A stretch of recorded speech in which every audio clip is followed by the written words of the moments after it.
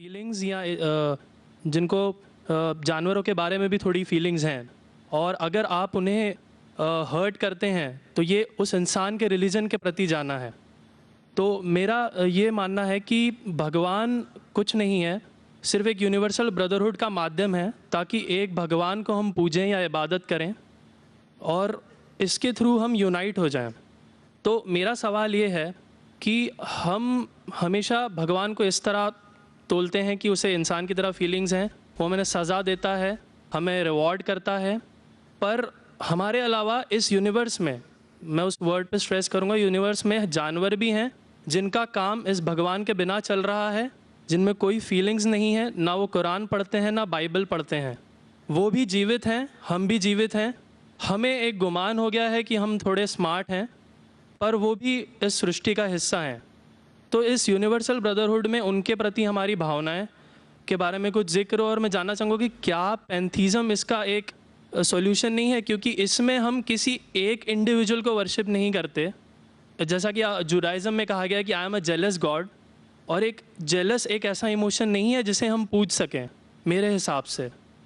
पर अगर हम पैंथीज़म को एक सोल्यूशन माने तो ये एक ऐसी चीज़ है जो हमेशा रही है, पेड़ हमेशा रहे हैं, ये यूनिवर्स हमेशा रहा है, और जबकि धारणाएं, डेफिनेशंस भगवान की हमेशा बदलती रही हैं। तो अगर हम गॉड को कांस्टेंट के रूप में देखना चाहते हैं और इसे एक माध्यम बनाना चाहते हैं आपसी भाईचारे का, आलमी भाईचारे का, तो क्या पैंथीज़म इसका एक सॉल्यूशन नहीं है? भाई साहब ने सवाल पूछा कि यूनिवर्सल ब्रदरहुड हम सिर्फ इंसानों तक महदूद रह गए हैं, क्या जानवर में जान नहीं है? और ये भगवान को हमने खुद बनाया ताकि आलमी भाईचारा रहे, लेकिन क्या पैंथीज़म इसका सलूशन नहीं है कि भगवान को हम दूसरे रूप में देखें? भाई साहब का अच्छा सवाल है। सवाल के दो हिस्से हैं। पहला एक हिस्सा है कि यूनिवर्सल ब्रदरहुड सिर्फ महदूद इंसानों तक क्यों, जानवर पेड़ पौधों को क्यों नहीं लिया गया? दूसरा सवाल, क्या पैंथीज़म इसका सलूशन नहीं है? पहले सवाल का जवाब कि यूनिवर्सल ब्रदरहुड, आलमी भाईचारा के अंदर हम बाकी जीवित चीज़ों को क्यों नहीं लेते? अगर लेंगे तो जीना ही मुमकिन नहीं है। अगर हम लेंगे बाकी जीवित चीज़ों को, हम आलमी भाईचारे में लेंगे, तो आपको यहाँ खड़े रहना भी मुमकिन नहीं है 5 मिनट तक के। क्यों? मैं बोलूँगा, क्योंकि मैं डॉक्टर हूँ। भाईचारा का एक उसूल है कि दूसरे भाई का कत्ल मत करो, उसूल है क्या नहीं?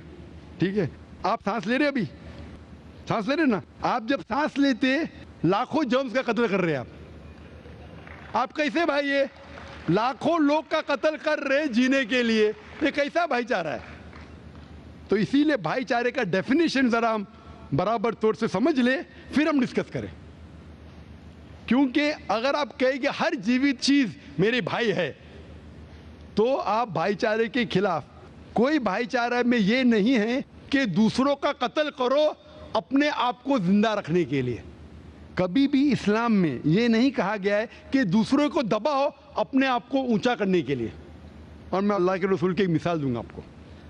अल्लाह के रसूल फरमाते हैं, आप जब देखते हैं एक खजूर का दरख्त, पाम ट्री, वो एक मोमिन की मिसाल है, मुस्लिम की मिसाल है, तो साहबा सोचते इसका क्या मतलब?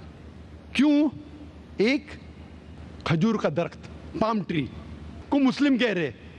समझ में नहीं उनको। आज हम जानते हैं, उस टाइम अल्लाह के रसूल ने कहा, कोई भी पेड़ पौधे जब भी बढ़ते ऊपर, वो क्या करते हैं? आजू बाजू पेड़ को हटाते हैं, फिर ही बढ़ते हैं। नीचे जाते हैं, अपने पौधों को, रूट्स को एक्सपैंड करते हैं। इसीलिए आप देखेंगे म्युनिसिपैलिटी क्रैक्स को तोड़ती है, मजबूत करे। क्यों? वो पेड़ बढ़ता है तो क्रैक हो जाता है, फिर से टाइल लगाते हैं। जितना पौधा बढ़ता है, जितना पेड़ बढ़ता है, उतना आजू बाजू नुकसान करता है। एक वाहिद दरख्त है पाम ट्री, जो जितना ऊंचा जाता है दूसरे को नुकसान नहीं पहुंचे, सीधा जाता है। बाकी लोग यहां जाते वहां जाते, इसके घर में घुसते उसके घर में घुसते, ऊपर जाते सीधा, किसी को तकलीफ नहीं देते, नीचे भी जाते सीधा, आजू बाजू घूमते नहीं। अगर आप अपने आप को बड़ा बनने के लिए दूसरों को दबाएंगे, ये मुस्लिम नहीं। तो अगर मैं मानूं आपकी बात को कि हर जीवित इंसान को भाईचारा करूं, तो मुझे जीने का हक ही नहीं, किसी को जीने का हक नहीं है। लेकिन उसका मतलब ये नहीं कि हम दूसरे जीवित लोग को तकलीफ पहुंचाए जानबूझ के। इसीलिए इस्लाम में जब मोहम्मद सल्लल्लाहु अलैहि वसल्लम पैगाम दिए अरब देशों में, अरब ममालिक में, तो लोग ने कहा ये कैसा इंसान है। जब अल्लाह के रसूल ने कहा कि ऊंट के ऊपर ज्यादा वजन मत डालो, हराम है, घोड़े को ज्यादा तकलीफ मत दो, तो लोग कहने लगे ये तो अभी इंसानों की हुकूक की बात कर रहा था, अभी जानवरों के हुकूक की बात कर रहा है।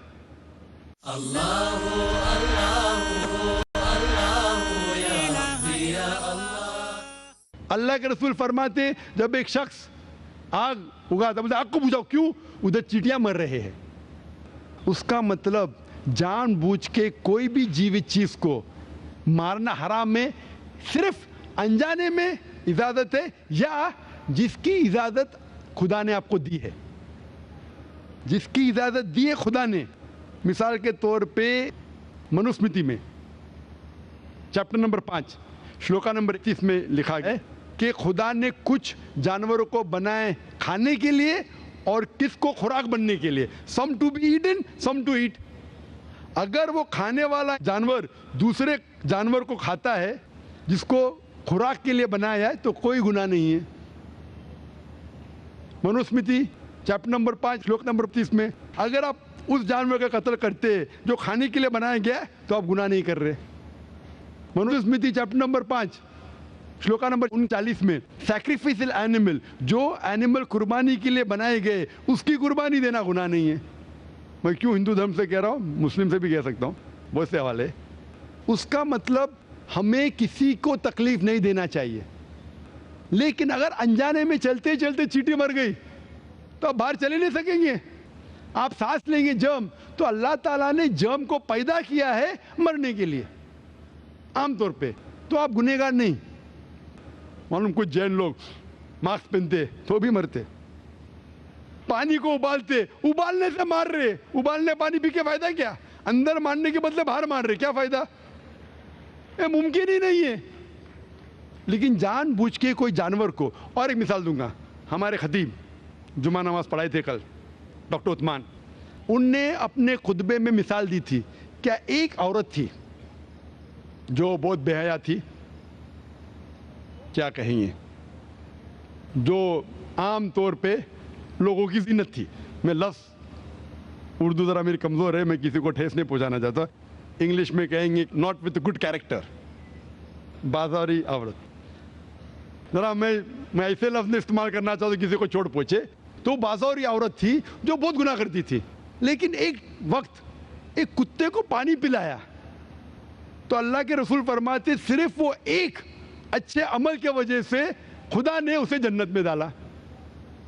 बाजारी औरत गलत काम करती है, जिना करती है, एक अमल क्या की, एक कुत्ते को पानी दी, इंसान को नहीं कुत्ते को, और अल्लाह उसे जन्नत में डालता है। दूसरी तरफ एक अच्छी औरत, नेक औरत, लेकिन एक बिल्ली को बंद करती है, चेन करके रखती है, उसकी आज़ादी को कैद करती है, अल्लाह ताला उसको जहन्नम में डालता है, नरक में डालता है। इसे कहते हैं जानवरों के हुकूक। मतलब जानवरों के भी हुकूक इस्लाम में हैं। अल्लाह के रसूल फरमाते कि चिड़िया की जान भी मत लो बिना वजह। चिड़िया, स्पैरो, अब पढ़ेंगे कुरान में और हदीस में कई इसके पर लेक्चर। तो इसलिए हम मानते हैं कि जीवित चीज का हमें एहतराम करना चाहिए, उसके रूल रेगुलेशन है। बोलेंगे सब जीवित चीज मेरे भाई है, नहीं भाई, सब भाई नहीं है। अभी कुछ लोग इतना करते, कुत्ते के पीछे हर महीने लाख रुपया खर्चा करते। अरे गरीब लोग मर रहे, लाख रुपये से 10 घर हर महीने लाख रुपया अपने पूडल के ऊपर डालते हैं। लाख रुपये से कम 10 घर तो चलेंगे ना महीने, 20 घर चलेंगे मुंबई में, हाँ के नहीं? वो 20 घर को संभालो ना, एक पूडल को संभाल रहे। ये किधर का इस्लाम है? ठीक है, जानवर की कदर करो, इतना कदर मत करो कि उसके हाथ में चेन डालो सोने की, ये करो, ये खाना लेके आओ। खाना लेके आते लाख रुपए का, आप समझ रहे ना? तो इतना मत इसराफ करो। इस्लाम के अंदर सिखाया गया है कि भाईचारा जो मैंने जिक्र किया, बट जानवरों को भी देखो और उसके साथ अच्छा बर्ताव करो, बिना वजह किसी जानवर का कत्ल मत करो। ये आपका सवाल था। आपका दूसरा सवाल इसके अंदर जवाब हो गया। आप कहते हैं कि पैंथियज्म, सबको खुदा मानना इसका जवाब है। उसका जवाब में कहा था, हमारे भाई जो अवतार सिंह थे ना, उसने कहा था पैंथियज्म सब कुछ खुदा है, सब कुछ खुदा है। इससे क्या होता है कि सब कुछ खुदा है, मतलब अगर आप सबको खुदा मानते, चोर को भी खुदा मानते, डाकू को भी खुदा मानते, खुदा का मतलब उसका कहना मानना, बराबर कि नहीं, उसकी इज्जत करना, उसकी इबादत करना, वो जो कहता है उसकी बात मानना। तो आप अगर वो चोर को खुदा बोलेंगे, वो बोलेगा चोरी को, तो आप चोरी करना शुरू करेंगे। वो बलात्कार करने वाला कहेंगे आपसे, आप उसको खुदा बोलेंगे, चल मैं बलात्कार कर, आप करेंगे। तो इसी तरह ये इलॉजिकल है। खुदा एक है और सिर्फ उसकी इबादत करना चाहिए। और ये जो फिलॉसफी है, ये फिलॉसफी जो आप बोल रहे किधर से आई, इसे कहते हैं एंथ्रोपोमॉर्फिज्म। क्या कहते हैं? एंथ्रोपोमॉर्फिज्म, मतलब गॉड ने हर चीज की शक्ल हासिल की। और इसके अंदर एक फिलॉसफी है कि खुदा इतना पाक, इतना नेक, वो जानता नहीं कि किस तरीके से इंसान को तकलीफ होती है। और ये एंथ्रोपोमॉर्फिज्म जो फिलॉसफी है, खुदा अलग अलग चीज में शामिल होते हैं। और कई मजहब, इस्लाम के अलावा कोई मजहब कहता है कि खुदा एक बार इंसान का रूप हासिल किया, कुछ मजहब कहते हैं अनेक बार। और उनकी लॉजिक है कि खुदा इतना पाक, इतना नेक, इतना महान, उसे पता नहीं इंसान की तकलीफ क्या है, इंसान को किस चीज का बुरा लगता है। इतना नेक, इतने पाक, इंसान को दर्द कैसा होता है, इंसान को तकलीफ कैसा होती है। तो ये खुदा जो नेक और पाक है, जानने के लिए इंसान के उसूल क्या होना चाहिए, वो इंसान का रूप धारण करते हैं। ये फिलॉसफी है एंथ्रोपोमॉर्फिज्म की। ऊपर से लगता है बहुत लॉजिकल है, खुदा इतना नेक, इतना पाक, इतना दयालु, वो जानता नहीं बेचारे इंसानों की क्या तकलीफ है, क्या मजबूरी है, क्या मुश्किलात है। तो इंसान का रूप धारण किया लिखने के लिए, क्या इंसान के लिए अच्छा है बुरा है। ऊपर से देखे तो बहुत अच्छा लगता है, लेकिन तहकीक करेंगे मंतिक से तो एकदम ही गलत।